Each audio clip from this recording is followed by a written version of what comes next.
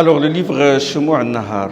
Shumu' al-Nahar, c'est un livre sur le débat contemporain entre la religion et l'athéisme, d'accord, autour de l'existence de Dieu.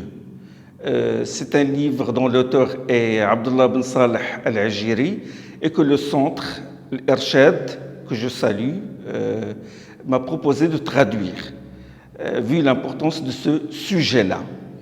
Shumu' al-Nahar veut dire bougie pour éclairer le jour. Est-ce que le jour a besoin de bougies pour être éclairé? C'est justement ce que vise l'auteur. Est-ce que Dieu a besoin de preuves ou d'arguments pour prouver son existence? Allah subhanahu wa ta'ala, il est plus évident que le soleil dans le ciel en plein jour. D'accord? Mais le problème, c'est quoi? C'est que la communauté est très menacée par des vagues houleuses d'athéisme qui menacent notamment notre jeunesse. Il y a beaucoup d'arguments fallacieux qui sèment le trouble dans l'esprit de nos jeunes. D'où la nécessité de remparts de la foi pour contrer ces ambiguïtés-là, ces subtilités fallacieuses-là des athées. Des remparts que doivent incarner les prédicateurs, les savants, des instituts, et même une certaine intelligentsia musulmane, qui doit montrer des preuves qui sont à la hauteur des défis que lancent ces athées-là. D'accord? Un discours à la hauteur du discours de nos anciens savants, notamment l'imam Al-Razi, Abu Hamid Al-Ghazali, Ibn Taymiyyah dans son livre Dar al-Ta'arud ou dans sa réfutation des logiciens, Ibn Rushd à Averroès, l'imam Shatibi et d'autres savants. C'est-à-dire qu'on doit relever un peu le niveau. Il ne faut pas laisser le terrain seulement à des évangélistes, à des penseurs chrétiens, mais il faut que nous aussi, nous devons apporter nos arguments pour réfuter ces thèses-là qui affectent notre communauté. C'est justement le but de l'auteur, infuser du sang neuf dans le discours théologique qui inspire des intellectuels, qui inspire des savants, des prédicateurs pour réfuter les thèses de ces athées-là. Deux versets n'ont cessé de résonner dans mon esprit au cours de ma traduction de cette œuvre et qui résume globalement ce livre-là. Le premier verset, c'est la parole d'Allah subhanahu wa ta'ala, « Wa man yushrik billah » celui qui donne un associé à Allah, فَكَأَنَّمَا خَرَّ مِنَ السَّمَاءِ c'est comme s'il dégringolait du ciel, فَتَخْطَفَهُ الطَّيْرُ et que happe des rapaces, أَوْ تَهْوِي بِهِ الرِّيحُ فِي مَكَانٍ سَحِيقٍ ou que le vent emporte dans un coin perdu. L'athéisme est une descente en enfer. Comme l'explique l'auteur, celui qui nie l'athée, il pense qu'il est au bout du chemin de son raisonnement. Mais finalement, la négation de Dieu, il implique la négation d'autres principes. Celui qui nie l'existence d'Allah, il est obligé de nier l'innéité de la connaissance, qui est une connaissance innée. Il sera obligé de nier le besoin inné d'Allah.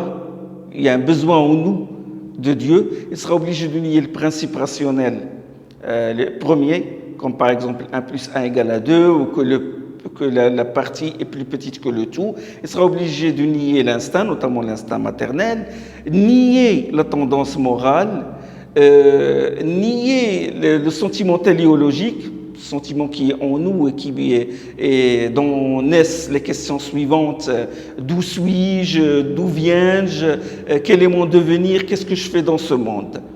Il sera aussi obligé de nier le sentiment de libre arbitre, la volonté, puisque les athées sont des déterministes, sont des jahmites, si vous voulez. Donc il sera obligé de nier tous ces principes-là. L'autre verset, c'est la parole d'Allah subhanahu wa ta'ala وَالَّذِينَ كَفَرُوا أَعْمَالُهُمْ كَسَرَابٍ بِقِيعَةٍ يَحْسَبُهُ الظَّمْآنُ مَاءً. Les œuvres des négateurs sont comparables à un mirage dans un désert que la soie fait prendre pour de l'eau. يحسبه الظمآن ماء حتى إذا جاءه لم يجده شيئا. au point que lorsqu'il arrive à ce mirage-là, il s'aperçoit qu'il n'en est rien. Et qu'est-ce qu'il trouve? Il trouve Allah subhanahu wa ta'ala devant lui qui lui règle son compte. Wallahu sari'ul hisab, et Allah est prompt à faire les comptes. Ça décrit aussi l'état de l'athée. Donc, face à ces principes rationnels, face à ces évidences-là, ainsi que d'autres évidences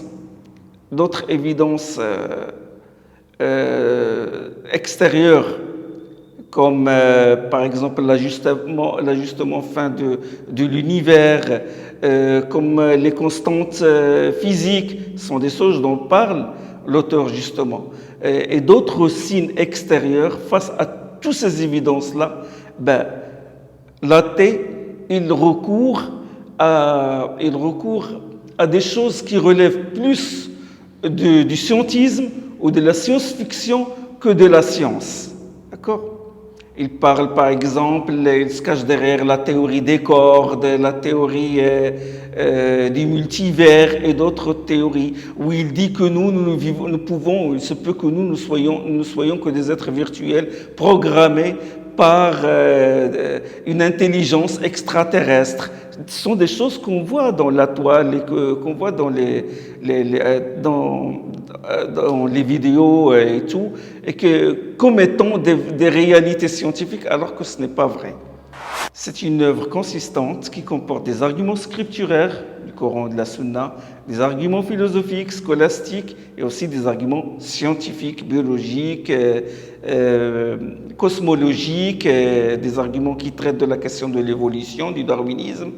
Et elle est passionnante aussi dans le sens où elle comporte des interviews, des débats entre athées et entre monothéistes.